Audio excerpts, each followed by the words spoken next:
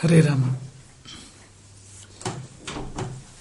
ಕರುಣ ರಸದ ಕೋಡಿ ಬರಿವ ಕಟಾಕ್ಷದ ಪರತತ್ವ ವರೂಪವ ಆಲಾಪದ ವರ ಪುಣ್ಯಮಯ ಶರೀರದ ನಿರಾಭಾರಿ ಗುರುವಿರಲಿ ಎನ್ನ ಮಾನಸದಿ, ಆ ಸದ್ಗುರುವಿರಲಿ ಎನ್ನ ಮಾನಸದಿ.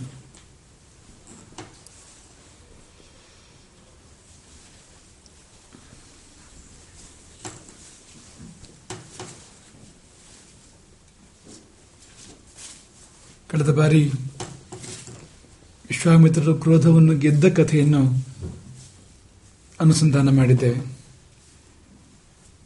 ಅದಕ್ಕಿಂತ ಹಿಂದೆ ಕ್ರೋಧಕ್ಕೆ ಅವರು ಸೋತ ಕಥೆಯನ್ನು, ರಂಭೆಗೆ ಸೋಲಲಿಲ್ಲ, ಆದರೆ ಕ್ರೋಧಕ್ಕೆ ಸೋತರು, ರಂಭೆಗೆ ಶಪಿಸಿದರು, ಆ ಕಥೆಯನ್ನು ಕೇಳಿದ್ದೇವೆ. ರಂಭೆ ಎಷ್ಟೋ ಕಾಲ ಕಲ್ಲಾಗಿ ಬದ್ದಿರ್ತಾಳೆ, ಮುಂದೆ ಎಷ್ಟೋ ಕಾಲ ರಂಭೆ ಕಲ್ಲಾಗಿ ಬದ್ದಿರ್ತಾಳೆ. ಆದರೆ ಹಿಂದಿನ ಎಷ್ಟೋ ಕಾಲದ ತಪಸ್ಸು ಹೋಯ್ತಲ್ಲ ವಿಶ್ವಾಮಿತ್ರರದ್ದು, ಒಟ್ಟಿಗೆ ಈಗ ಶಾಪ ಕೊಟ್ಟವರಿಗೂ ಶಿಕ್ಷೆ ಇದೆ. ಅಲ್ಲಿ ಶಾಪವನ್ನು ತೆಕ್ಕೊಂಡವರಿಗೆ ಮಾತ್ರ ಅಲ್ಲ, ಶಾಪ ಕೊಟ್ಟವರಿಗೂ ಕೂಡ ನಷ್ಟ ಇದೆ, ತುಂಬಾ ದೊಡ್ಡ ನಷ್ಟ ಇದೆ. ಈ ಕಡೆಗೆ ಹಿಂದಿನ ಆಯಸ್ಸು ವ್ಯರ್ಥ ಆದರೆ ಆ ಕಡೆಗೆ ಮುಂದಿನ ಆಯಸ್ಸು ವ್ಯರ್ಥ ಆಗುವಂಥದ್ದು ಅಂತ ಏನು ದೊಡ್ಡ ವ್ಯತ್ಯಾಸ ಏನೂ ಇಲ್ಲ. ಹಾಗೆ ನೋಡಿದ್ರೆ ರಂಭೆ ಮಾಡುವಂಥದ್ದೇನಿರಲಿಲ್ಲ, ಇನ್ನೂ ಯಾರಾದ್ರೂ ತಪಸ್ಸು ಕಟ್ತಾ ಇದ್ವೋ ಏನೋ ಇದ್ದಿದ್ರೆ ಅಷ್ಟೇ ಹೊರತು. ಆದರೆ ವಿಶ್ವಾಮಿತ್ರರಿಗೆ ಮಾಡುವಂಥದ್ದು ಬಹಳ ಇದೆ. ಕೋಪ ಎಲ್ಲ ಹಾಳು ಮಾಡಿತು. ಈ ಇಂಗ್ಲಿಷ್ನಲ್ಲಿ ಆಂಗರ್ ಮತ್ತೆ ಡೇಂಜರ್ ಎಂಬ ಎರಡು ಶಬ್ದಗಳಿವೆ. ಒಂದು ಅಕ್ಷರ ಮಾತ್ರ ವ್ಯತ್ಯಾಸ ಅವೆರಡಕ್ಕೂ ಅಂತ. ಒಂದು ಡಿ ಹಿಂದ್ಗಡೆ ಸೇರಿದ್ರೆ ಆಂಗರಿಗೆ, ಒಂದು ಡಿ ಹಿಂದ್ಗಡೆ ಸೇರಿದ್ರೆ ಡೇಂಜರ್ ಆಗ್ತದೆ ಅದು ಅಂತ. ಅಂದ್ರೆ ಡೇಂಜರಿಗೆ ಒಂದು ಸ್ಟೆಪ್ ಹಿಂದೆ ಇದೆ ಅಷ್ಟೇ ಅಂತ ಆಂಗರ್ ಅನ್ನೋದು ಅಂತ, ಮುಂದಿನ ಸ್ಟೆಪ್ ಡೇಂಜರ್ ಅಂತ ಅನ್ನೋದು ಆ ಭಾಷೆಯ ಒಂದು ಭಾಷೆಯ ಸೊಗಸೋದು, ಭಾಷೆಯ ಒಂದು ವಿಶೇಷ ಅದು ಅಂತ. Anger is one letter short of danger. ಇದು ಬಹಳ ಚೆನ್ನಾಗಿ ಅರ್ಥ ಆಗಿದ್ದು ನಮ್ಮ ವಿಶ್ವಾಮಿತ್ರರಿಗೆ ಅಂತ. ಕೋಪ ಮಾಡಿದ್ದು ಹೌದು, ಆದರೆ ತೊಂದರೆಯಾಗಿದ್ದು ತನಗೆ. ಸಂಸ್ಕೃತದಲ್ಲಿ ಅಂತಹ ಸುಭಾಷಿತಗಳಿವೆ, ಅಂತ ಮಾತುಗಳಿವೆ. ಅದೇನೆಂದ್ರೆ ಕ್ರೋಧವು ಮೊದಲು ತನ್ನನ್ನು ಸುಟ್ಟು ಆಮೇಲೆ ಬೇರೆಯವರಿಗೆ ಬೆಸಿ ತಟ್ಟುವಂಥದ್ದು. ಅದು ಬೆಂಕಿ. ಕ್ರೋಧ ಅಂದರೆ ಬೆಂಕಿಗೊಂದು ಹೆಸರಿದೆ, ಆಶ್ರಯಾಶ ಎಂಬುದಾಗಿ ಒಂದು ಹೆಸರಿದೆ. ಆಶ್ರಯಾಶ ಅಂದ್ರೆ ಏನು ಅಂದ್ರೆ ತನಗೆ ಯಾವುದು ಆಶ್ರಯವಾಗಿದೆಯೋ ಮೊದಲು ಅದನ್ನು ಸುಡುವಂಥದ್ದು. ಉದಾಹರಣೆಗೆ ಒಂದು ಕೊಳ್ಳಿಯಲ್ಲಿ ಬೆಂಕಿ ಇದೆ ಅಂತ ಅನ್ಕೊಳ್ಳಿ, ಒಂದು ಮರದ ಕೊಳ್ಳಿಯಲ್ಲಿ ಬೆಂಕಿ ಇದೆ ಅಂತ ಅನ್ಕೊಳ್ಳಿ. ಎಲ್ಲಿ ಇದೆಯೋ ಆ ಬೆಂಕಿ ಅದನ್ನು ಮೊದಲು ಸುಡುತ್ತದೆ. ಅದು ಕೊಳ್ಳಿಯಿಂದ ಇನ್ಯಾವುದನ್ನಾದ್ರೂ ಸುಡಬಹುದು ನಾವು, ಆದರೆ ಮೊದಲು ಅದು ತಾನು ಎಲ್ಲಿ ಹುಟ್ಟಿದನೋ ಅದನ್ನು ಸುಟ್ಟು ಮುಂದಿನ ವ್ಯವಹಾರ ಮಾಡುವಂಥದ್ದು. ಹಾಗೆ ಕೋಪವು ಕೂಡ ಮೊದಲು ತನ್ನನ್ನು ಸುಡದೆ ಅದು ಬೇರೆಯವ್ರನ್ನ ಸುಡಲಿಕ್ಕೆ ಸಾಧ್ಯ ಇಲ್ಲ. ಹಾಗಾಗಿ ವಿಶ್ವಾಮಿತ್ರನ ಕ್ರೋಧ ರಂಭೆಗೆ ಹೇಗೆ ಮುಳುವಾಯಿತೋ ಹಾಗೆ ಅವರ ತಪಸ್ಸಿಗೂ ಕೂಡ ಮುಳುವಾಯ್ತಲ್ಲ. ಹಾಗಾಗಿ ಅದೇ ಆಂಗರ್ ಮತ್ತೆ ಡೇಂಜರ್ ಬಗ್ಗೆ ನಾವು ಒಂದು ಮಾತನ್ನ ಹೇಳಿದ್ವು. ಆ ಬಳಿಕ ಇನ್ನಷ್ಟು ಕಠಿಣವಾದ ತಪಸ್ಸನ್ನು ವಿಶ್ವಾಮಿತ್ರರು ಮಾಡಿದರು. ಇನ್ನು ಕಠಿಣ ಅಂದ್ರೆ ಏನಪ್ಪ ಇದೆ, ಅಷ್ಟೆಲ್ಲ ಮಾಡಿ ಆಗಿದೆಯಲ್ಲ ಅಂದ್ರೆ, ಅಥ ವರ್ಷ ಸಹಸ್ರಂ ವೈ ನೋಚ್ಛ್ವಸನ್ ಮುನಿಪುಂಗವ. ಮುಂದಿನ 1000 ವರ್ಷಗಳ ಕಾಲ ಉಸಿರಾಡಲೇ ಇಲ್ಲ, ಉಸಿರನ್ನೇ ನಿಲ್ಲಿಸಿ ಸಮಾಧಿಯಲ್ಲಿ ನೆಲೆಸಿ. ನಮಗೆ ಇವತ್ತಿನ ಕಾಲದಲ್ಲಿ ಅರ್ಥ ಆಗದೆ ಇರ್ಬೋದು, ಇದು ಸತ್ತೋಗ್ಲಿಲ್ವಾ ಅಂತ ಅನ್ಸ್ಬಿಡ್ಬೋದು ಕೂಡಲೇ. ಆದ್ರೆ ಈಗ ಇವತ್ತಿನ ಜಗತ್ತಿಗೆ ಸಾವು ಮಾತ್ರ ಗೊತ್ತು, ಅವತ್ತಿನ ಜಗತ್ತಿಗೆ ಸಮಾಧಿಯೂ ಗೊತ್ತು. ಸಮಾಧಿಯಲ್ಲಿ ಉಸಿರು ಇರೋದಿಲ್ಲ, ಉಸಿರಾಟವಾಗಲಿ, ರಕ್ತ ಪರಿಚಲನೆಯಾಗಲಿ, ಹೃದಯ ಸ್ಪಂದವಾಗಲಿ ಇವು ಯಾವುವು ಇರೋದಿಲ್ಲ. ಹಾಗಂತ ವ್ಯಕ್ತಿ ಸತ್ತು ಹೋಗಿರೋದಿಲ್ಲ, ಅವನು ಮರಳಿ ಬರ್ತಾನೆ. ಕರ್ಮ ಉಳಿದಿದ್ರೆ ಆತ ಮತ್ತೆ ಎದ್ದು ಬರ್ತಾನೆ, ಎದ್ದು ಬರಲೇಬೇಕು ಅಂತ. ಇದಕ್ಕೆ ಬೇಕಾದಷ್ಟು ಆಧಾರಗಳು ಅಂಥದ್ದೆಲ್ಲ ಸಂಗತಿಗಳಿದೆ, ಅನುಭವಗಳು ಎಲ್ಲ ಇದೆ ಅದಕ್ಕೆ. ಹಾಗಾಗಿ ನಾವು ಅದನ್ನು ಆ ಹಿನ್ನೆಲೆಯಲ್ಲಿ ಅರ್ಥ ಮಾಡ್ಕೋಬೇಕು. ಉಸಿರನ್ನೇ ನಿಲ್ಲಿಸಿ 1000 ವರ್ಷಗಳ ಕಾಲ ತಪಸ್ಸು ಮಾಡಿದಾಗ, ಎಲ್ಲ ಸ್ರೋತಸ್ಸುಗಳನ್ನು ನಿರೋಧಿಸಿ ತಪಸ್ಸು, ತಾಪ, ಅಬೇಯುವಿಕೆ, ಒಳಗೊಳಗೆ ಶುದ್ಧಿ ಪ್ರಕ್ರಿಯೆ, ಚಿನ್ನವನ್ನು ಬೆಂಕಿಯಲ್ಲಿ ಹಾಕಿ ದೋಷಗಳನ್ನು ಸುಡುವ ಹಾಗೆ ತನ್ನ ದೋಷಗಳನ್ನು ಸುಡುವ ಪ್ರಕ್ರಿಯೆ. ಅಂತ ಘೋರ ತಪಸ್ಸನ್ನು ಮುಂದುವರೆಸಿದಾಗ ಉಸಿರಾಡದ ಆ ಮಹಾಮುನಿಯ ನೆತ್ತಿಯಲ್ಲಿ ಹೊಗೆ ಹುಟ್ಟಿತು. ಮೂರ್ಧ್ನಿ ಧೂಮೋ ವ್ಯಜಾಯತ ತಸ್ಯ ಅನುಚ್ಛ್ವಸಮಾನಸ್ಯ, ಅಂದ್ರೆ ಉಸಿರಾಡದ ಆ ಮಹಾಮುನಿಯ ಮೂರ್ಧ್ನಿ ನೆತ್ತಿಯಲ್ಲಿ ಧೂಮೋ ವ್ಯಜಾಯತ, ಧೂಮರೇಖೆಯು ಆವಿರ್ಭವಿಸಿತು. ಅಲ್ಲಿಯವರೆಗೆ ತಪಸ್ಸು. ಹೀಗಾಗಿ ನಾವು ಈ ಮೊದಲು ಪ್ರಸ್ತಾಪ ಮಾಡಿರುವಂಥದ್ದು. ಎಲ್ಲೋ ವಿಶ್ವಾಮಿತ್ರರ ಪ್ರಯತ್ನಗಳು ವ್ಯರ್ಥ ಆಗಿರ್ಬೋದು, ವಿಘ್ನಗಳು ಬಂದಿರಬಹುದು. ಹಾಗಂತ ನಾವು ನೀವು ತಮಾಷೆ ಮಾಡುವ ಪರಿಸ್ಥಿತಿ ಇಲ್ಲ ಅಲ್ಲೇನು. ಮುಂದಿನ ಕಥೆ ಕೇಳಿ. ನೆತ್ತಿಯಲ್ಲಿ ಹೊಗೆ ಹುಟ್ಟುವಷ್ಟು ತಪಸ್ಸು ಮಾಡಿದ ಮುನಿಯ ಬಗ್ಗೆ ಒಂದು ಸಣ್ಣ ಮಾತನ್ನಾದ್ರೂ, ಒಂದು ಅಕ್ಷರವನ್ನಾದ್ರೂ ಆಡ್ಲಿಕ್ಕೆ ನಮಗೆ ಇಲ್ಲಿ ಅರ್ಹತೆ ಇದೆ. ಅವರ ರೋಮದ ಅರ್ಹತೆ ಕೂಡ ಇಲ್ಲದೆ ಇರತಕ್ಕಂಥವರು ನಾವೆಲ್ಲ ಆಗಿದ್ದೇವೆ. ಹಾಗಾಗಿ ನಾವೆಲ್ಲಿ ಮಾತಾಡ್ಲಿಕ್ಕೆ ಅರ್ಹರು ಅವರ ಬಗ್ಗೆ? ಆ ಹೊಗೆಯು, ಮಹಾಮುನಿಯ ನೆತ್ತಿಯಲ್ಲಿ ಹುಟ್ಟಿದ ಹೊಗೆಯು ಮೆಲ್ಲ ಮೆಲ್ಲನೆ ಜಗತ್ತನ್ನೆಲ್ಲ ವ್ಯಾಪಿಸಿತು. ನಿರಂತರವಾಗಿ ಹೊಗೆಯು ಹೊರಹೊಮ್ಮಿ ಆ ಹೊಗೆಯು ಪಸರಿಸುತ್ತಾ ಪಸರಿಸುತ್ತಾ ಬರೇ ಮರ್ತ್ಯಲೋಕ ಮಾತ್ರವಲ್ಲ, ತ್ರೈಲೋಕ್ಯಂ ಏನ ಸಂಭ್ರಾಂತಂ, ಮೂಜಗ, ಸ್ವರ್ಗ ಮರ್ತ್ಯ ಪಾತಾಳಗಳು ಗಾಬರಿಗೊಂಡವು. ಆದೀಪಿತ ಮಿವಾಭವತು. ಯಾಕೆ ಗಾಬರಿ ಅಂದ್ರೆ ಹೊತ್ತಿ ಉರಿದ ಅನುಭವ ಎಲ್ಲರಿಗೂ. ಭೂಮಿಯಲ್ಲಿ, ಸ್ವರ್ಗದಲ್ಲಿ ಮತ್ತು ಪಾತಾಳದಲ್ಲಿ ಇರುವಂತಹ ಸಮಸ್ತ ಜೀವರುಗಳಿಗೆ, ದೇವರುಗಳಿಗೆ ಜಗತ್ತೇ ಹೊತ್ತಿ ಉರಿಯುವ ಅನುಭವವಾಗುವಷ್ಟು ತಪಸ್ಸು. ಆ ತಪಸ್ಸಿನ ಸಾರವೇ ತಾಪ, ಬಿಸಿ. ನಿಜವಾಗಿ ಅಲ್ಲಿಯೇ ಬಿಸಿ ಉತ್ತರ ಸಿಕ್ಕಿದ್ರೆ ಮತ್ತು ಮುಂದಕ್ಕೆ ಹೋಗ್ತಿರ್ಲಿಲ್ಲ. ವರ ಬಂದ್ಬಿಟ್ಟಿದ್ರೆ ವಿಷಯ ಬೇರೆ ಆಗ್ತಿತ್ತೋ ಏನೋ. ಆದ್ರೆ ವರ ಕೊಡದೆ ಪರೀಕ್ಷಿಸುವಾಗ ಆ ತಾಪ ಜಗತ್ತನ್ನೆಲ್ಲ ವ್ಯಾಪಿಸಿತು. ತಥೋ ದೇವ ಸಗಂಧರ್ವ ಪನ್ನಗಾಸುರ ರಾಕ್ಷಸಾ ಮೋಹಿತ ತಪಸಾ ತಸ್ಯ ತೇಜಸ ಮಂತರಶ್ಮಯ. ದೇವತೆಗಳು, ಗಂಧರ್ವರು, ಪನ್ನಗರು, ಅಸುರ ರಾಕ್ಷಸರುಗಳು ಮಹಾಮುನಿಯ ತಪಸ್ಸಿನಿಂದ ವಿಮೋಹಿತರಾದರು, ಅಭಿಭೂತರಾದರು. ಅವರ ತೇಜಸ್ಸು ಕುಂದಿ ಹೋಯಿತು.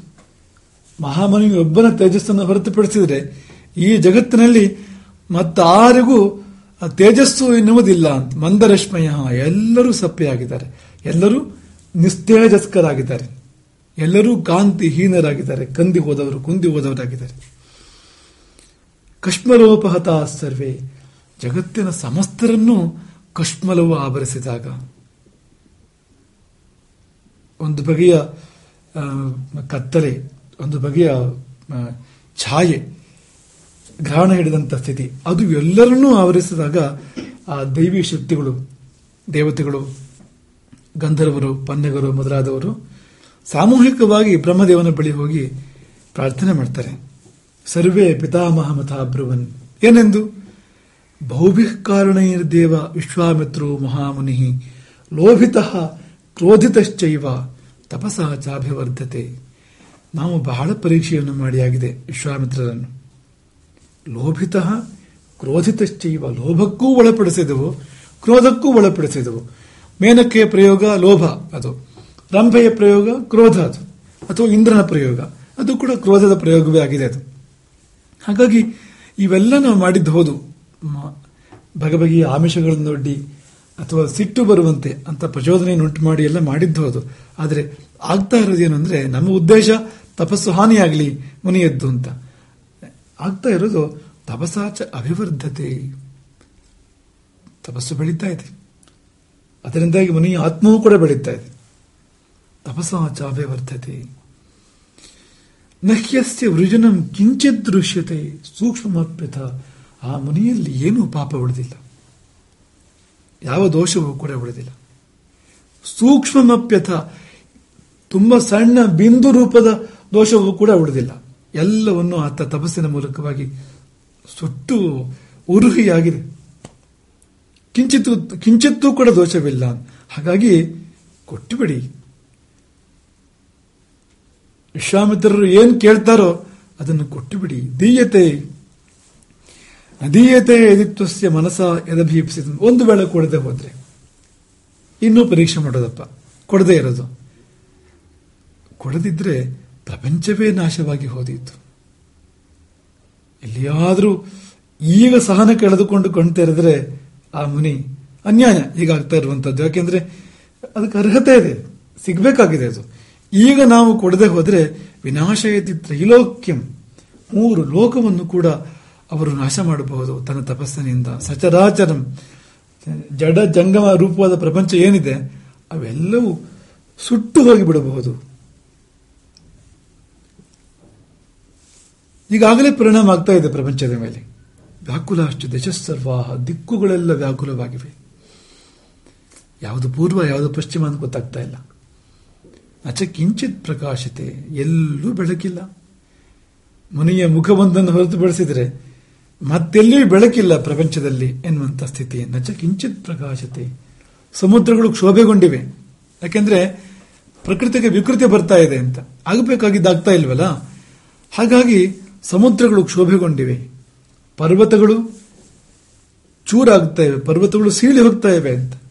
ಅವುಗಳಿಗೆ ತಮ್ಮ ಸ್ಥಿತಿಯಲ್ಲಿ ಇರಲಿಕ್ಕಾಗದೆ, ಪಂಚಭೂತಗಳಿಗೆ ತಮ್ಮ ಸ್ಥಿತಿಯಲ್ಲಿ ಇರಲಿಕ್ಕಾಗದೇ ಇರುವ ಕಾರಣ ಪರ್ವತಗಳು ಸೀಳಿ ಹೋಗ್ತಾ ಇದ್ದಾವೆ, ಸಮುದ್ರಗಳು ಕ್ಷೋಭೆಗೊಂಡಿದ್ದಾವೆ, ಭೂಮಿ ಕಂಪಿಸ್ತಾ ಇದೆ. ಪ್ರಕಂಪತೆ ಚ ಪೃಥಿವಿ ವಾಯುರು ವಾತಿ ಭೃಷಾಕುಲಃ. ಗಾಳಿ ಅದು ಮಂದ ಮಾರುತ, ಸಹಜ ಮಾರುತ, ಈ ಯಾವ ಸ್ಥಿತಿಯೂ ಇಲ್ಲವೇ ಇಲ್ಲ. ಶಾಂತ ಮಾರುತ ಇವೆಲ್ಲ ಇಲ್ಲವೇ ಇಲ್ಲ. ಗಾಳಿ ವ್ಯಾಕುಲವಾಗಿ ಅಡ್ಡದಿಡ್ಡಿಯಾಗಿ ಬೀಸ್ತಾ ಇದೆ. ಹೇಗೆಂದ್ರೆ ಹಾಗೆ ಬೀಸ್ತಾ ಇದೆ. ಯಾಕೆಂದ್ರೆ ಇವರೆಲ್ಲ ವಿಚಲಿತರಾಗಿದ್ದಾರೆ. ಇವರು ಯಾರಿಗೂ ತಮ್ಮ ನೆಲೆಯಲ್ಲಿ ಇರ್ಲಿಕ್ಕೆ ಆಗ್ತಾ ಇಲ್ಲ. ಯಾಕೆಂದ್ರೆ ಮುನಿಗೆ ಸಲ್ಲಬೇಕಾಗಿದ್ದು ಸಂಧಿಲ್ಲ. ಬ್ರಹ್ಮನ್ ನ ಪ್ರತಿಜಾನೀಮಃ ನಾಸ್ತಿಕೋ ಜಾಯತೆ ಜನಃ. ಬ್ರಹ್ಮದೇವರೇ, ಈಗ ನಾವು ಮಹಾಮುನಿಗೆ ಅವರು ಯಾವುದಕ್ಕೆ ಅರ್ಹರೋ ಆ ವರವನ್ನು ಕೊಡದೇ ಇದ್ರೆ ಜನರು ನಾಸ್ತಿಕರಾಗ್ತಾರೆ. ಇನ್ನು ನಂಬಿಕೆ ಉಳಿಯೋದಿಲ್ಲ. ಧರ್ಮದ ಮೇಲೆ, ಸತ್ಯದ ಮೇಲೆ, ತಪಸ್ಸಿನ ಮೇಲೆ ನಂಬಿಕೆ ಇರಬೇಕು ಬೇಡವೋ? ಇದು ಮಾಡಿದ್ರೆ ಈ ಫಲ ಅಂತ ಫಲವೇ ಇಲ್ವಲ್ಲ. ಇಷ್ಟೆಲ್ಲ ಮಾಡಿದ್ರು ನೆತ್ತಿಯಲ್ಲಿ ಹುಟ್ಟಿದ ಹೊಗೆ 3 ಲೋಕವನ್ನು ವ್ಯಾಪಿಸಿದ್ರು ಕೂಡ ಕೊಡಬೇಕಾದ ವರವನ್ನು ಕೊಡಲಿಲ್ಲ ಅಂತ ಆದ್ರೆ ಇನ್ಯಾರು ತಪಸ್ ಮಾಡ್ತಾರೆ? ಇನ್ಯಾರು ಸಾಧನೆ ಮಾಡ್ತಾರೆ? ಇನ್ಯಾರು ಯಜ್ಞ ಯಾಗ ಧರ್ಮ ಆಚರಣೆ ಯಾರು ಮಾಡ್ತಾರೆ? ನಾಸ್ತಿಕೋ ಜಾಯತೆ ಜನಃ. ನಾಸ್ತಿಕರಾಗಿ ಹೋದರು ಜನಗಳು.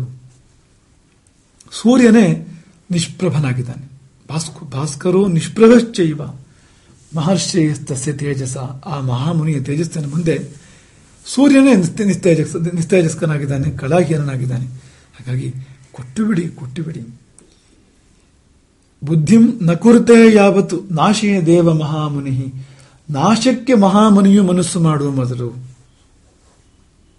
ಹಿಂದಿನ ಕಥೆಗಳು ಬೇರೆ, ಈಗಿರುವ ಸಾಮರ್ಥ್ಯ ಇಲ್ಲ ಅವತ್ತಿನ ಕಾಲದಲ್ಲಿ. ಹಾಗೆಯೂ ಕೂಡ ಮತ್ತೊಂದು ಸೃಷ್ಟಿ ಮಾಡುವ ಶಕ್ತಿ ಯಾವುದೋ ಕಾಲದಲ್ಲಿ ಗಳಿಸಿದ್ದ ಒಂದು ಉದಾಹರಣೆ ಇದೆ. ಈಗಿನ ಕಥೆ ಅದಲ್ಲ. ಈಗ ಅತ್ಯದ್ಭುತವಾಗಿರ್ತಕ್ಕಂಥ ತೇಜಸ್ಸು ಶಕ್ತಿಯ ಸಂಗ್ರಹ ಆಗಿದೆ ಅಲ್ಲಿ.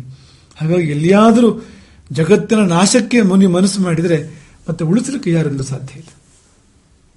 ಹಾಗಾಗಿ ಆ ಮನಸ್ಸು ಮಾಡುವ ಮೊದಲು ಹತಾಶಗೊಂಡು ಬೇಸರಗೊಂಡು ಹೋಗಲಿ ಹಾಳಾಗಿ ಎಲ್ಲವೂ ಎಂಬ ಭಾವಕ್ಕೆ ಆ ಮುನಿ ಬರುವ ಮೊದಲು, ಮಹಾಮುನಿ ಬರುವ ಮೊದಲು ತಾವತ್ ಪ್ರಸಾದ್ಯ, ಅವನನ್ನು ನಾವೆಲ್ಲ ಹೋಗಿ ಅನುನಯಿಸಬೇಕು, ಸಂತೈಸಬೇಕು, ಸಮಾಧಾನಗೊಳಿಸಬೇಕು. ಭಗವಾನ್ ಅಗ್ನಿರೂಪ. ಅವರು ಈಗ ಅದು ಮನುಷ್ಯ ಅಂತ ಹೇಳಲಿಕ್ಕೆ ಸಾಧ್ಯವೇ ಇಲ್ಲ, ಅದು ಅಗ್ನಿ ಅಲ್ಲಿರುವಂಥದ್ದು. ಮಹಾದ್ಯುತಿ, ಎಂಥ ತೇಜಸ್ಸು ಅದು, ಎಂಥ ಪ್ರಭೆಯಲ್ಲಿ. ಪ್ರಳಯ ಕಾಲದ ಅಗ್ನಿಯು ಹೇಗಾದ್ರೆ 3 ಲೋಕವನ್ನು ಕೂಡ ಸುಟ್ಟು ಉರುಗುತ್ತದೆಯೋ ಅದೇ ಆ ಪ್ರಳಯಾಗ್ನಿಯ ಸತ್ವ ಸಾಮರ್ಥ್ಯಗಳಲ್ಲಿದೆ ಮುನಿಯಲ್ಲಿ. ಈಗ ಕೇಳಿದ್ದನ್ನು ಕೊಡಿ. ಒಂದು ವೇಳೆ ಇಂದ್ರ ಪದವಿಯನ್ನು ಕೇಳಿದ್ರೆ ಕೊಟ್ಟು ಬಿಡಿ ಎಂದು ಇಂದ್ರನ ನೇತೃತ್ವದಲ್ಲಿ ಮನವಿ ಮಾಡಲಾಗ್ತಾ ಇದೆ.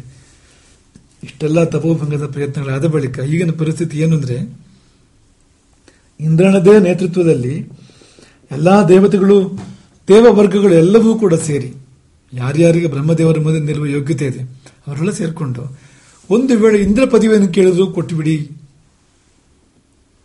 ಯಾಕೆಂದ್ರೆ ಇಂದ್ರನು ಇಂದ್ರನಾಗದೇ ಇರ್ಬೋದು ಅಂತೂ ಇರ್ತಾನೆ ಏನೋ ಒಂದು ಹಾಕೊಂಡು.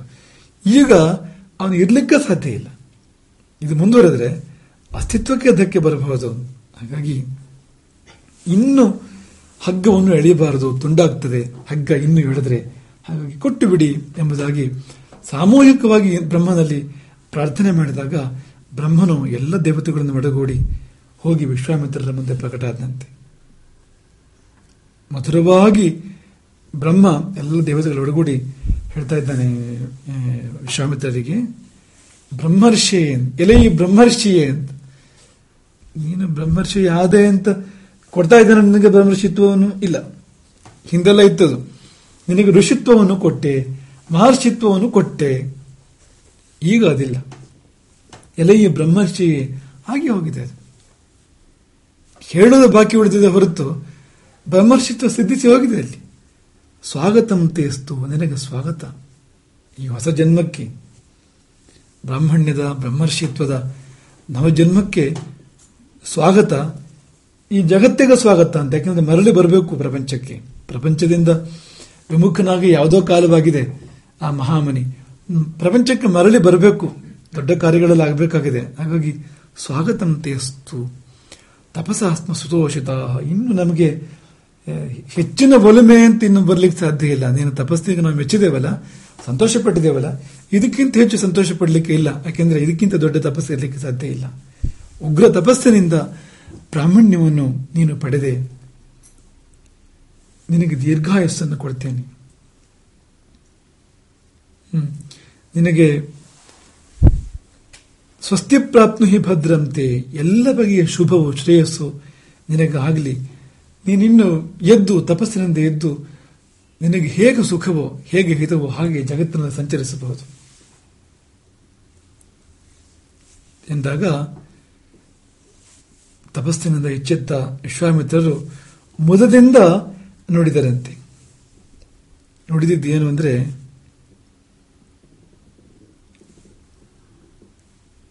ಛತ್ರವೇದ ವಿದಾಂ ಶ್ರೇಷ್ಠ ಬ್ರಹ್ಮವೇದ ವಿದಾಮಪಿ ಬ್ರಹ್ಮಪುತ್ರೋ ವಸಿಷ್ಠೋ ಮಾಂ ಏವಂ ವದತು ದೇವತಾ. ನನಗೆ ಬ್ರಹ್ಮರ್ಷಿತ್ವ ಪ್ರಾಪ್ತ ಆಗಿದ್ದು ಹೋದಾದ್ರೆ, ನೀವೆಲ್ಲ ಒಪ್ಪಿದ್ದು ಮೆಚ್ಚಿದ್ದು ಹೋದಾದ್ರೆ ಅವರು ಹೇಳಲಿ, ವಸಿಷ್ಠರು ಹೇಳಲಿ. ಅವರೆಂಥವರು? ಇದು ಸ್ಪರ್ಧೆ ಹೇಳ್ತಾರ ಮಾತಲ್ಲ. ಕ್ಷತ್ರವೇದ ವಿದಾಂ ಶ್ರೇಷ್ಠ, ಕ್ಷತ್ರವೇದಗಳನ್ನು ಬಲ್ಲವರಲ್ಲಿ ಅಗ್ರಗಣ್ಯರವರು. ಈಗ ಧನುಸ್ಸು ಇರಬಹುದು ಅಥವಾ ಅಸ್ತ್ರಗಳಿರಬಹುದು, ಈ ಕ್ಷತ್ರವೇದ ಯುದ್ಧ ವಿದ್ಯೆ, ಸಮರ ವಿದ್ಯೆ, ಇದಕ್ಕೆ ಸಂಬಂಧಪಟ್ಟಂತೆ ಯಾರು ಬಲ್ಲವರು ಪ್ರಪಂಚದಲ್ಲಿ ಅಂದ್ರೆ ಒಂದನೇ ಸ್ಥಾನ ಅವರಿದ್ದು, ವಸಿಷ್ಠರದ್ದು. ಬ್ರಹ್ಮವೇದ ವಿಧಾಮಪಿ, ಹಾಗೆ ಬ್ರಹ್ಮವೇದ, ಋಗ್ಯಜು ಸಾಮ ಅಥರ್ವ ವೇದಗಳು ಇತ್ಯಾದಿ ಏನು ಬ್ರಹ್ಮತ್ವಕ್ಕೆ ಸಂಬಂಧಪಟ್ಟಿರ್ತಕ್ಕಂಥ ವೇದಗಳಿವೆ. ಬ್ರಾಹ್ಮಣ್ಯ ಮತ್ತು ಕ್ಷಾತ್ರ ಎರಡಕ್ಕೂ ಸಂಬಂಧಪಟ್ಟ ಎಲ್ಲಾ ಜ್ಞಾನ ಭಂಡಾರವು ಇರುವವರ ಪೈಕಿಯಲ್ಲಿ ಯಾರು ಅಗ್ರಗಣ್ಯರೋ ಅಂತಹ ಬ್ರಹ್ಮಪುತ್ರರಾದ ವಸಿಷ್ಠರು ಹೇಳಲಿ. ಅಂದ್ರೆ ವಸಿಷ್ಠರನ್ನು ವಿಶ್ವಾಮಿತ್ರರು ಎಲ್ಲಿಟ್ಟಿದ್ದಾರೆ ಅಂದ್ರೆ ಬ್ರಹ್ಮನಿಗಿಂತ ಮೇಲೆ, ಬ್ರಹ್ಮಪುತ್ರ ವಸಿಷ್ಠರಿಗೆ ಬ್ರಹ್ಮನಿಗಿಂತ ಮೇಲಿನ ಸ್ಥಾನ ಅಂತ. ಅದು ಗುರು, ಗುರುರ್ ಬ್ರಹ್ಮ ಗುರುರ್ ವಿಷ್ಣು ಗುರುರ್ ದೇವೋ ಮಹೇಶ್ವರ. ನೀವು ಯಾರು ಹೇಳಿದ್ರು ಅಲ್ಲ ಅಂತ ಅವರು ಹೇಳಬೇಕು ಅಂತ. ನನ್ನ ಗುರು ಹೇಳಲು ಎನ್ನುವಾಗಿದೆ ಭಾವ ಅಲ್ಲಿ ಅಂತ. ಬ್ರಾಹ್ಮಣ್ಯಂ ದಿದಮೇ ಪ್ರಾಪ್ತಂ, ನನಗೆ ಬ್ರಾಹ್ಮಣ್ಯವು ಪ್ರಾಪ್ತವಾಗಿದ್ದೇ ಹೋದಾದ್ರೆ, ದೀರ್ಘಾಯುಸ್ಸು ಕೂಡ ಪ್ರಾಪ್ತವಾಗಿದ್ದು ಹೋದಾಗಿದ್ರೆ ನನ್ನನ್ನು ಓಂಕಾರ ವಷಟ್ಕಾರಗಳು ವೇದಗಳು ವರಿಸಬೇಕು, ತಾನಾಗಿ ಬಂದು ವರಿಸಬೇಕು. ವೇದಗಳು ಬಂದು 4 ವೇದಗಳು ತಾನೇ ಬಂದು ವರಿಸಬೇಕು, ತಾನೇ ಬಂದು ಇವರು ವೇದಾಧ್ಯಯನ ಮಾಡೋದಲ್ಲ, ವೇದಗಳೇ ಬಂದು ಇವರನ್ನು ಸ್ವೀಕಾರ ಮಾಡುವಂಥದ್ದು. ಓಂಕಾರವು ಬಂದು ಸ್ವೀಕಾರ ಮಾಡುವಂಥದ್ದು. ವಷಟ್ಕಾರ ಅದು ಕೂಡ ಅದು ಯಜ್ಞದಲ್ಲಿ ಆಹುತಿಯನ್ನು ಸಮರ್ಪಣೆ ಮಾಡುವಾಗ ಬರಬೇಕಾಗ್ತಕ್ಕಂಥದ್ದು. ಅವೆಲ್ಲ ಬಂದು ನನ್ನನ್ನು ವರಿಸಬೇಕು. ಅದೆಲ್ಲಕ್ಕಿಂತ ಮಿಗಿಲಾಗಿ ಗುರು ವಸಿಷ್ಠರು ಹೇಳಬೇಕು. ಸ್ಪರ್ಧೆ ಎಲ್ಲ ಇದು ಜಿದ್ದಿಗೆ ಹೇಳ್ತಾ ಇರೋದಲ್ಲ. ಯಾಕೆಂದ್ರೆ ಆ ವರ್ಣನೆ ಇದೆಯಲ್ಲ ಅವರದ್ದು. ಕ್ಷತ್ರವೇದ ವಿಧಾಂ ಶ್ರೇಷ್ಠ ಬ್ರಹ್ಮವೇದ ವಿಧಾಮಪಿ. ಬ್ರಹ್ಮವೇದ ಕ್ಷತ್ರವೇದ ಈ ಎರಡನ್ನು ಬಲ್ಲವರಲ್ಲಿ ಯಾರು ಅಗ್ರಗಣ್ಯರು ಅವರು ಹೇಳಲಿ. ಇದ್ದಯಂ ಪರಮಃ ಕಾಮಃ ಕೃತಃ ಯಾಂತು ಸುರರ್ಷಭ. ಈ ನನ್ನ ಆಸೆ, ಇದಕ್ಕಿಂತ ದೊಡ್ಡ ಆಸೆ ನನಗಿಲ್ಲ. ಎಲ್ಲಕ್ಕಿಂತ ದೊಡ್ಡ ಆಸೆ ಇದೆ. ಏನು? ವಸಿಷ್ಠರು ಹೇಳಲಿ ಬ್ರಹ್ಮರ್ಷಿ ಎಂಬುದಾಗಿ ಅಂತ. ಇದನ್ನು ನಡೆಸಿದ್ರೆ ನೀವು ಹೋಗ್ಬೋದು, ಇಲ್ಲದಿದ್ರೆ ನೀವು ಹೋಗಲಾರ್ರಿ ಇಲ್ಲಿಂದ. ಕಳೆದ ಬಾರಿಯಲ್ಲಿ ಹೀಗಲ್ಲ, ಅವರು ಹೋಗ್ತಾ ಇದ್ದಿದ್ದಷ್ಟೇ. ಇವರು ಪಾಪ ವಿಶ್ವಾಮಿತ್ರರು ನೋಡ್ತಾ ಇದ್ದಿದ್ದು, ಅವ್ರು ಹೋಗ್ತಾ ಇದ್ದಿದ್ದು. ಅವ್ರ ಮೇಲೆ ನಿಯಂತ್ರಣ ಇವರಿಗೇನಿಲ್ಲ. ನೀನು ಮಹರ್ಷಿ ಅಂದ್ರೆ ಬ್ರಹ್ಮರ್ಷಿ ಅಂತ ಕೊಡಿ ನನಗೆ ಅಂತ ಕೇಳಿದಾಗ, ಇಲ್ಲ ನಿನಗೆ ಅದಕ್ಕಿನ್ನೂ ಯೋಗ್ಯತೆ ಬಂದಿಲ್ಲ, ನೀನಿನ್ನು ಜಿತೇಂದ್ರಿಯನಲ್ಲ ಅಂತ ಹೇಳಿ ಮಾಯ ಆಗಿದ್ದೆ. ಇವ್ರನ್ನೇನು ಒಪ್ಪಿಗೆ ಕೇಳಲಿಲ್ಲ, ಏನಿಲ್ಲ. ಈಗ ಹಾಗಲ್ಲ. ಈಗಿನ ಸ್ಥಿತಿ ಹೇಗಿದೆ ಅಂದ್ರೆ ಇದನ್ನು ಪೂರೈಸಿ ಹೋಗ್ಬಹುದು. ಅಂದ್ರೆ ಹೇಗೆ ಒಂದು ಸಾಧನೆಯಿಂದ ಬರತಕ್ಕಂಥ ಅಧಿಕಾರ ಸಂಪತ್ತಿ ಇದೆಯಲ್ಲ, ಎಷ್ಟು ದೊಡ್ಡದು ನೋಡಿ. ಸೃಷ್ಟಿಕರ್ತ, ಸೃಷ್ಟಿಯನ್ನು ನಿರ್ವಾಹ ಮಾಡತಕ್ಕಂಥ ಸಕಲ ದೇವತೆಗಳು ಅಂಕೆಯಲ್ಲಿ. ಮತ್ತೆ ದೊಡ್ಡ ವಿಷಯ ಏನಂದ್ರೆ, ಬ್ರಹ್ಮರ್ಷಿತ್ವಕ್ಕಿಂತ ದೊಡ್ಡ ಕಾಮನೆ ಯಾವುದು ಅಂದ್ರೆ ವಸಿಷ್ಠರು ಸ್ವೀಕಾರ ಮಾಡಲಿ. ಅದನ್ನು ಪರಮಃ ಕಾಮಃ ಅಂದ್ರೆ ನನ್ನ ಅತ್ಯುಚ್ಚವಾಗಿರ್ತಕ್ಕಂಥ ಆಶೆ ಎಂಬುದಾಗಿ ಹೇಳಿದ್ದಾರೆ ವಿಶ್ವಾಮಿತ್ರರು. ಬ್ರಹ್ಮರ್ಷಿತ್ವಕ್ಕಿಂತ ಮೇಲಿನ ಆಶೆ ಅದೇನು ಅಂದ್ರೆ ಅವರು ಸ್ವೀಕಾರ ಮಾಡಲಿ, ವಸಿಷ್ಠರು ಸ್ವೀಕಾರ ಮಾಡಲಿ ಎನ್ನುವಾಗ ಯಾವ ಭಾವ ಇರಬೇಕು. ವಸಿಷ್ಠರಲ್ಲಿ ದೇವತೆಗಳು ಪ್ರಾರ್ಥನೆ ಮಾಡ್ತಾರೆ. ಯಾಕೆಂದ್ರೆ ಯಾವ ಸಿದ್ಧಿಯಾದರೂ ಅದು ಗುರುಮುಖದಿಂದ ಬರಬೇಕು. ಗುರುಮುಖದಿಂದ ಬರೆದಿದ್ರೆ ಯಾವ ಸಿದ್ಧಿಯೂ ಸಿದ್ಧಿಯಲ್ಲ, ಯಾವ ಶುದ್ಧಿಯೂ ಶುದ್ಧಿಯಲ್ಲ. ಗುರುಮುಖದಿಂದ ಬರಬೇಕು. ಒಂದು ವಿದ್ಯೆಯನ್ನು ನಾವು ಕಲಿತು ನಮಗದನ್ನು ಪ್ರಯೋಗ ಮಾಡಲಿಕ್ಕೆ ಬಂತು ಅಂತ ಮಾತ್ರಕ್ಕೆ ವಿದ್ಯೆ ನಮಗೆ ಒಲಿಯಿತು ಅಂತ ಅರ್ಥ ಅಲ್ಲ. ಅದು ಗುರುಮುಖದಿಂದ ಬಂದ್ರೆ ಮಾತ್ರವೇ. ಹಾಗಾಗಿ ಆಚಾರ್ಯನಿಂದ ಬರಬೇಕು, ಗುರುವಿನಿಂದ ಬರಬೇಕು. ಹಾಗಾಗಿ ಈ ಮಾತು ಬ್ರಹ್ಮರ್ಷಿತ್ವ ಅವರ ಕಡೆಯಿಂದ ಬರಲಿ. ವಸಿಷ್ಠರಲ್ಲಿ ದೇವತೆಗಳು ಪ್ರಾರ್ಥನೆ ಮಾಡ್ತಾರೆ, ತಮ್ಮ ಮುಖದಿಂದ ಬರಬೇಕಂತೆ ವಿಶ್ವಾಮಿತ್ರರ ಅಪೇಕ್ಷೆ ಇದೆ. ಹಾಗಾಗಿ ತಾವು ಹೇಳಿ. ವಸಿಷ್ಠರು ಏನು ಹಠ ಮಾಡಲಿಲ್ಲ. ಅದೆಲ್ಲ ಆಗೋದಿಲ್ಲ ಹೇಳಲಿಲ್ಲ ವಸಿಷ್ಠರು ಅಂತ. ಯಾಕೆಂದ್ರೆ ಅವರು ಇದನ್ನ ಕಾಯ್ತಾ ಇದ್ದಾರೆ. ಇಷ್ಟೆಲ್ಲ ಮಾಡಿದ್ದು ಇದಕ್ಕೋಸ್ಕರವಾಗಿ ಅಂತ, ಇನ್ನೊಬ್ಬ ಬ್ರಹ್ಮರ್ಷಿಯ ಆವಿರ್ಭಾವಕ್ಕೋಸ್ಕರವಾಗಿ ಅವರು ಇಷ್ಟೆಲ್ಲ ಮಾಡಿದ್ದು. ಈಗ ಉಪ್ಪು ಖಾರ ತಿನ್ನೋರು ಹೇಗಿರ್ತಾರೆ ಸಾಮಾನ್ಯ ಮನುಷ್ಯರು ಅಂದ್ರೆ, ತನ್ನ ಪದವಿಗೆ ಮತ್ತೊಬ್ಬರು ಬರೋದಕ್ಕೆ ಅವರು ಒಪ್ಪೋದಿಲ್ಲ, ಅದಕ್ಕೆ ಅವಕಾಶ ಕೊಡೋದಿಲ್ಲ. ಅಲ್ಲಿವರೆಗೆ ನೀನು ಪ್ರೀತಿಯ ಸೇವಕ, ಶಿಷ್ಯ, ಅನುಯಾಯಿ ಎಲ್ಲ, ನನ್ನ ಜಾಗಕ್ಕೆ ನೀನು ಸ್ಪರ್ಧೆ ಕೊಡ್ತೀಯ ಅಂತಾದ್ರೆ ಶತ್ರು. ಹೀಗೆ ಪ್ರಪಂಚ ನಡೆಯುವಂಥದ್ದು. ತನಗೆ ಸಮಾನವಾಗಿ ತನ್ನ ಸ್ಥಾನಕ್ಕೆ ಬರೋದನ್ನು ಯಾರು ಇಷ್ಟಪಡ್ತಾರೆ? ಎಷ್ಟು ಜನ ಇಷ್ಟಪಡ್ತಾರೆ? ಆ ಇಷ್ಟಪಡುವವರೆಲ್ಲ ವಸಿಷ್ಠರ ಅಂಶ ಇದೆ, ವಸಿಷ್ಠರ ಗುಣ ಇದೆ. ಇಷ್ಟು ತೊಂದರೆ ತಗೊಂಡಿದ್ದು ವಸಿಷ್ಠರು, ಎಷ್ಟು ಪ್ರಯತ್ನ ಮಾಡಿದ್ದು ಇನ್ನೊಬ್ಬ ಬ್ರಹ್ಮರ್ಷಿಯ ಆವಿರ್ಭಾವಕ್ಕೋಸ್ಕರವಾಗಿ. ಹಾಗಾಗಿ ಅವರು ಕಿಂಚಿತ್ತೂ ಹಿಂದೆ ಬಂದು ನೋಡಲಿಲ್ಲ. ಸಂತೋಷದಿಂದ ಬಂದು ಸಖ್ಯಂ ಚಕಾರ ಬ್ರಹ್ಮರ್ಷಿ, ಸಖ್ಯವನ್ನು ಏರ್ಪಡಿಸಿಕೊಂಡ್ರು ವಿಶ್ವಾಮಿತ್ರರ ಜೊತೆಯಲ್ಲಿ ವಸಿಷ್ಠರು. ನೋಡಿ, ಸ್ಪಷ್ಟವಾಗಿದೆ. ಈ ಮುಂದಿನ ಕಾವ್ಯಗಳು ಅದು ಅಲ್ಲೆಲ್ಲ ಭ್ರಮೆಗಳು ತುಂಬಾ ಇದೆ. ವಿಶ್ವಾಮಿತ್ರ ವಸಿಷ್ಠರು ಅಂದ್ರೆ ಏನೋ ಮುಂದೆಯೂ ವೈರ ಅಂತ. ಏನು ಅಂದ್ರೆ ಈಗ ಅಕ್ಕಪಕ್ಕದ ಮನೆಯವರು ಆಸ್ತಿಗೋಸ್ಕರ ಜಗಳಾಡ್ತಾ ಇರ್ತಾರಲ್ಲ, ಆ ಪ್ರಮಾಣದಲ್ಲಿ ಅವರ ಮಧ್ಯದಲ್ಲಿ ಏನೊಂದು ವೈರ ಇದೆ ಅನ್ನೋ ತರ ಬಿಂಬಿಸ್ತಾರೆ.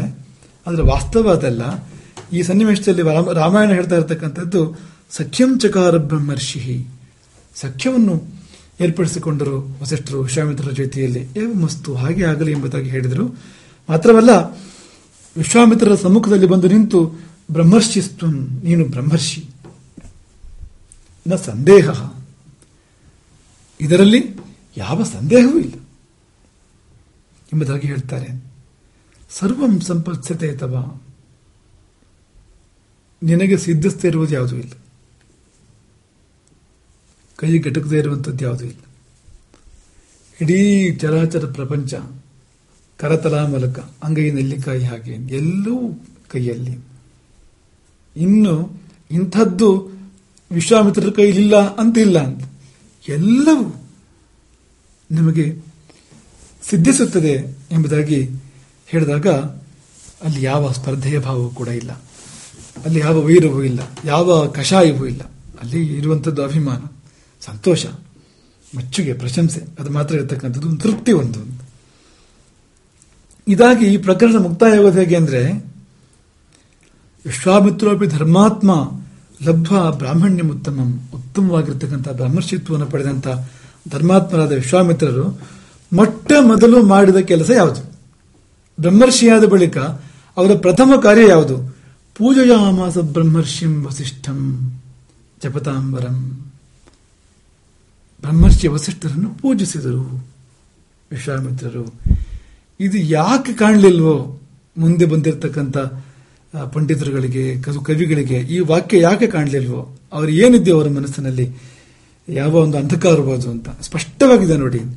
ಪೂಜಯಾಮಾಸ ಬ್ರಹ್ಮರ್ಷಿಂ ವಸಿಷ್ಠಂ ಜಪತಾಂಬರಂ, ಜಪಿಸುವವರಲ್ಲಿ ಶ್ರೇಷ್ಠರಾಗಿರ್ತಕ್ಕಂಥ ಬ್ರಹ್ಮರ್ಷಿ ವಸಿಷ್ಠರ ಪೂಜೆಯನ್ನು ಮೊಟ್ಟ ಮೊದಲು ಮಾಡಿ ಬಳಿಕ ಕೃತಕಾಮಃ ಕೃತಾರ್ಥರಾಗಿ ಸಂಪೂರ್ಣ ತೃಪ್ತಿ ಸಮಾಧಾನ ಅಂದುಕೊಂಡಿದ್ದ ಸಾಧನೆ ಆಗಿದೆ ಅಲ್ವಾ.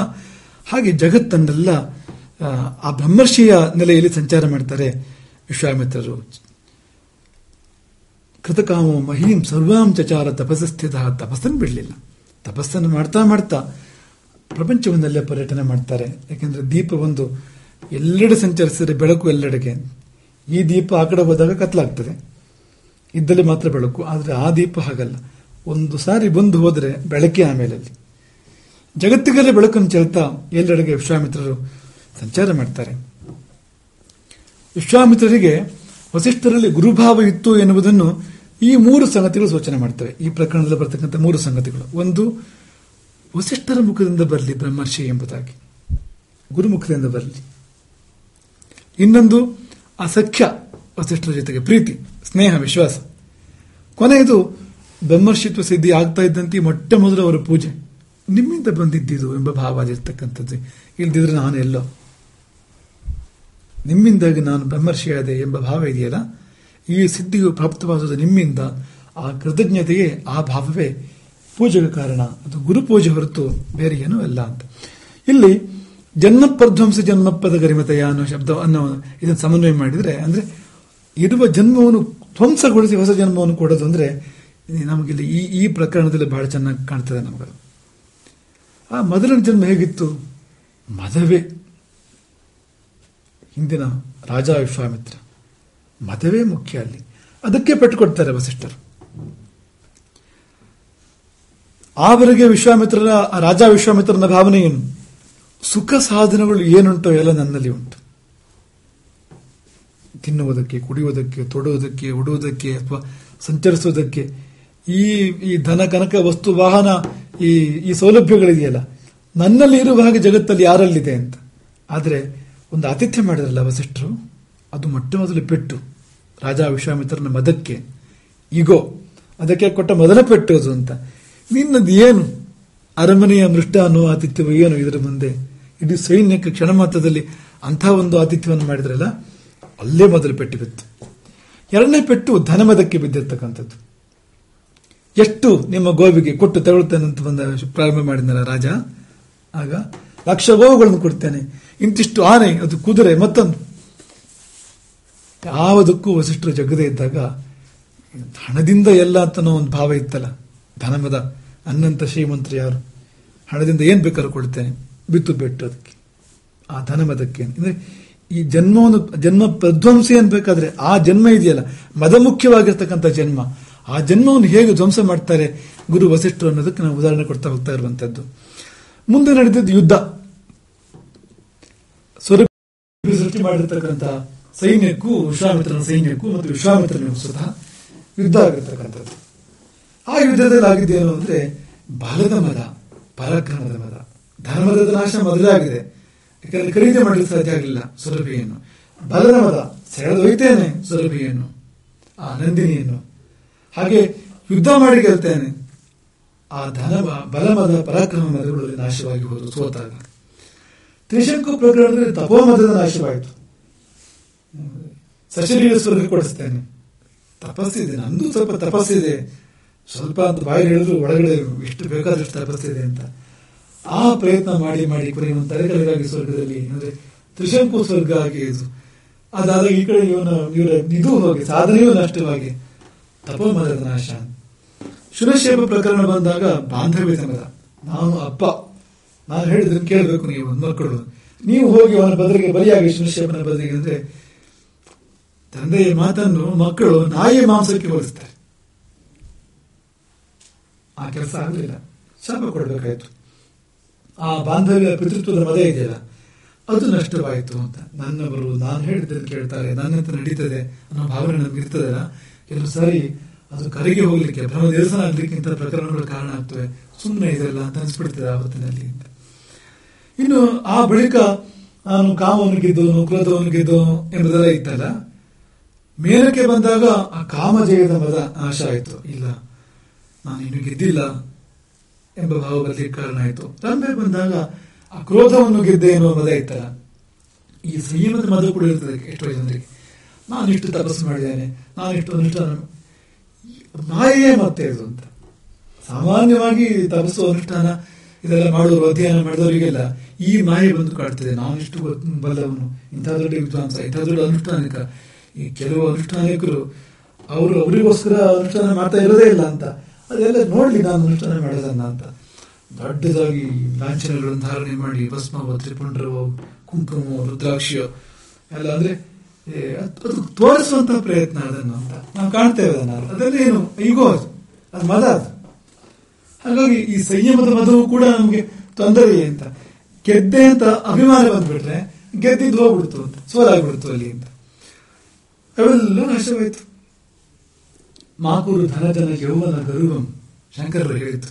ಹರತಿ ನಿಮೇಷಾತ್ ಕಾಲ ಸರ್ವಂ. ಈ ಧನ ಜನ ಯೌವನಗಳ ಗರ್ವವನ್ನು ಮಾಡಬೇಡ, ಯಾಕೆಂದ್ರೆ ಕಾಲ ಕ್ಷಣ ಮಾತ್ರದಲ್ಲಿ ಇಲ್ಲ ಅಂತ ಮಾಡಿಬಿಡ್ತಾನೆ. ಯೌವನ, ಜನ, ಧನ ಎಷ್ಟೊತ್ತಿಗೆ ಹೋಯ್ತು, ಹೇಗೆ ಹೋಯ್ತು ಅಂತಲೇ ಗೊತ್ತಾಗೋದಿಲ್ಲ, ಹೋಗ್ಬಿಡ್ತದೆ ಎಲ್ಲವೂ ಕೂಡ. ಮತವನ್ನು ಮಾಡಬೇಡ ಅಂತ ಶಂಕರರು ಹೇಳ್ತಾರಲ್ಲ, ಇಲ್ಲಿ ನಡೆದಿದ್ದು ಅದುವೇ ಅಂತ. ಅವರು ಚಿಕಿತ್ಸೆ ಮಾಡ್ತಾರೆ ವಸಿಷ್ಠರು, ಏನೊಂದು ಮಾತನಾಡದೆ, ಹಾಗೊಂದು ಉದ್ಘೋಷ ಮಾಡದೆ, ಅವನಿಗೆ ಬ್ರಹ್ಮರ್ಷಿ ಮಾಡಲಾದೇನ ಅಂತ ಏನು ಕೇಳದೆ, ಒಂದು ಶಬ್ದವನ್ನೂ ಮಾತಾಡದೆ ಅವ್ರು ಮಾಡಿದ ಕೆಲಸ ನೋಡಿ, ನಿಶ್ಶಬ್ದವಾಗಿ. ಅವರಿಗೆ ಅಂದ್ರೆ ಇದು ಬೇಡ, ಕ್ರೆಡಿಟ್ ನಾನು ನಿರ್ಮಾಣ ಮಾಡಿದ್ದು ಇವರನ್ನು, ಅದೇನು ಬೇಡ ಅವರಿಗೆ. ಅದೇ ಬ್ರಹ್ಮರ್ಷಿತ್ವದ ಲಕ್ಷಣ ಅದು. ಅವ್ರಿಗೆಲ್ಲ ಬೇಡ ಅಂತ. ಇದಾಗಲಿ ಪ್ರಪಂಚಕ್ಕೆ ಒಳ್ಳೇದಾಗಲಿ, ಆ ಜೀವಕ್ಕೂ ಶ್ರೇಯಸ್ಸಾಗಲಿ, ಪ್ರಪಂಚಕ್ಕೂ ಒಳ್ಳೇದಾಗಲಿ ಎಂಬ ಭಾವ ಮಾತ್ರ ಇರ್ತಕ್ಕಂಥದ್ದು ನೋಡಿ ಅಲ್ಲಿ. ಒಟ್ಟು ಪ್ರಕರಣದಲ್ಲಿ ಷಡ್ವೈರಿಗಳ ನಿರಾಸ ಮಾಡ್ತಾರೆ. ಷಡ್ವೈರಿಗಳನ್ನು ಕೂಡಿರತಕ್ಕಂಥ ಜನ್ಮ ವಿಶ್ವಾಮಿತ್ರನದ್ದು. ಕಾಮ, ಉದಾಹರಣೆಗೆ ಈಗ ನಂದಿನಿ ವಿದ್ಯಾನ ಕುರಿತು ಕಾಮ ಬಂದಿತ್ತು, ಅಂದ್ರೆ ಅಪೇಕ್ಷೆ ಅಂತ, ಬೇಕು ಅನ್ನೋ ಬಯಕೆ ಅಂತ. ಶಬಲೆಯ ಕುರಿತು, ಹಾಗೆ ಮೇನಕೆಯ ಕುರಿತು. ಆಮೇಲೆ ಕ್ರೋಧ, ನಿಮ್ಗೆ ಗೊತ್ತೇ ಇದೆ ಯಾರ್ಯಾರಿಗೆಲ್ಲ ಶಾಪ ಕೊಟ್ಟಿದ್ದು. ಕ್ರೋಧಕ್ಕೆ ಹಲವಾರು ಉದಾಹರಣೆಗಳು ಇಲ್ಲಿ ಲಿಖಿತವಾಗಿರುವಂತದ್ದೇ ಇದೆ, ದಾಖಲೆಗೊಂಡಿರುವಂಥದ್ದು. ಇನ್ನೇನು ದಾಖಲೆ ಆಗದೇ ಇರೋದು ಎಷ್ಟಿದೆ ಏನು. ಕ್ರೋಧ ಮೊದಲು ಕೂಡ ಯಾವಾಗ ಶಬರಿಯನ್ನು ಕೊಡದಾರೆ ಅಂತ ವಸಿಷ್ಠರು ಹೇಳ್ತಾರೋ, ಕ್ರೋಧವೇ ಬಂದಿತ್ತು ಕೂಡಲೇ ಅಂತ. ಹಾಗೆ ಲೋಭ, ಆ ಶಬಲೆಯ ಮೇಲೆ ಲೋಭ, ಆಸೆ ಆಯಿತು ಬೇಕು ಅಂತ. ಹಾಗೆ ಮೋಹ, ಮೇರಿಕೆಯ ಕುರಿತು ಮೋಹ. ಮೋಹ ಅಂದ್ರೆ ಅವಿವೇಕ ಅಂತ. ಮೋಹ ಶಬ್ದಕ್ಕೆ ವಿವರಣೆ ತಪ್ಪು ಸರಿ ಗೊತ್ತಾಗದೇ ಇರೋದು, ಅದೇ ಮೋಹ ಅಂದ್ರೆ. ಮೋಹ ಶಬ್ದಕ್ಕೆ ಯಥಾರ್ಥವಾಗಿ ಅದೇ ಅಭಿಪ್ರಾಯ ಇರ್ತಕ್ಕಂಥದ್ದು. ಎಲ್ಲಿವರೆಗೆ ತಪ್ಪು ಸರಿ ಗೊತ್ತಿಲ್ಲ ಅಂದ್ರೆ, ಬೆಳಗ್ಗೆ ಯಾವಾಗ ಆಯ್ತು ಸಂಜೆ ಯಾವಾಗ ಆಯ್ತು ಅಂತ ಗೊತ್ತಿಲ್ಲ, 10 ವರ್ಷ ಕಳೆದಿದ್ದೇ ಗೊತ್ತಿಲ್ಲ, ಎಂಥ ಮೋಹ ಬಂದಿದೆ ನೋಡಿ ಅಂತ ಆ ಸಮಯದಲ್ಲಿ ಅಂತ. ಹಾಗೆ ಮದ ಅಂತೂ ಉದ್ದಕ್ಕೂ ಅದೇ ಮದದ ತಾಂಡವೇ ಮುಖ್ಯವಾಗಿ ಆಡ್ತಾ ಇರ್ತಕ್ಕಂಥದ್ದು ಇಲ್ಲಿ. ಮತ್ಸರ, ನನ್ನಲ್ಲಿ ಇಲ್ಲ ಶಬಲೆ, ಇವರಲ್ಲಿ ಇದೆಯಲ್ಲ, ಅದೇನದು ಮತ್ಸರ. ಈ 6 ವೈರಿಗಳು ಯಾರು ಬ್ರಹ್ಮರ್ಷಿತ್ವಕ್ಕೆ ಸಲ್ಲದೆ ಇರತಕ್ಕಂಥ ಭಾವಗಳು ತಾಂಡವಾಡ್ತಾ ಇದ್ವು. ಅವೆಲ್ಲಕ್ಕೂ ಚಿಕಿತ್ಸೆ ಮಾಡಿ, ಅವೆಲ್ಲವನ್ನು ಸುಟ್ಟು, ಅವೆಲ್ಲವನ್ನು ಧ್ವಂಸ ಮಾಡಿ ವಸಿಷ್ಠರು ನೂತನ ಬ್ರಹ್ಮರ್ಷಿಯನ್ನು ಉದಯಗೊಳಿಸಿದರು. ಹಾಗಾಗಿ ಜನ್ಮ ಪ್ರಧ್ವಂಸಿ ಜನ್ಮಪ್ರದ ಗರಿಮತೆಯ, ರಾಜಸ ಜನ್ಮದ ನಾಶ, ಸಾತ್ವಿಕ ಜನ್ಮದ ಬ್ರಹ್ಮರ್ಷಿ ರೂಪದ ಸಾತ್ವಿಕ ಜನ್ಮದ ಆವಿರ್ಭಾವ, ಉದಯ. ಗುರು ಹೀಗೆ ಮಾಡ್ತಾನೆ, ಹೇಳಿ ಮಾಡ್ತಾನೆ, ಹೇಳದೆ ಮಾಡ್ತಾನೆ, ನೇರ ಮಾಡ್ತಾನೆ, ಪರೋಕ್ಷ ಮಾಡ್ತಾನೆ. ಅಂತೂ ಗುರು ಮಾಡೋದು ಇದನ್ನೇ ಅಂತ. ಈ ಭ್ರಮೆಯ ಬದುಕನ್ನು ನಿರಸನಗೊಳಿಸಿ ನಿಜದ ಬದುಕನ್ನು, ನಿಜ ಅಂದ್ರೆ ಯಥಾರ್ಥ ಜ್ಞಾನದ ಬದುಕನ್ನು, ತತ್ವಜ್ಞಾನದ ಬದುಕನ್ನು ಗುರು ಉದಯಗೊಳಿಸ್ತಾನೆ ಎನ್ನುವುದಕ್ಕೆ ದೊಡ್ಡ ಉದಾಹರಣೆ ಈ ವಸಿಷ್ಠ ವಿಶ್ವಾಮಿತ್ರರದ್ದು. ಜನ್ಮ ಪ್ರಧ್ವಂಸ ಜನ್ಮಪದ ಗರಿಮತೆಯ, ಅದೇ ಗುರುವಿನ ಗರಿಮೆ. ಜನ್ಮ ಪ್ರಧ್ವಂಸ ಜನ್ಮ, ಬ್ರಹ್ಮ ಕೊಟ್ಟ ಜನ್ಮವನ್ನು ಕೊನೆಗೊಳಿಸಿ ಬ್ರಹ್ಮಜ್ಞಾನದ ಜನ್ಮವನ್ನು ಕೊಡ್ತಾನಲ್ವಾ, ಅದೇ ಗುರುವಿನ ಗುರುತ್ವ.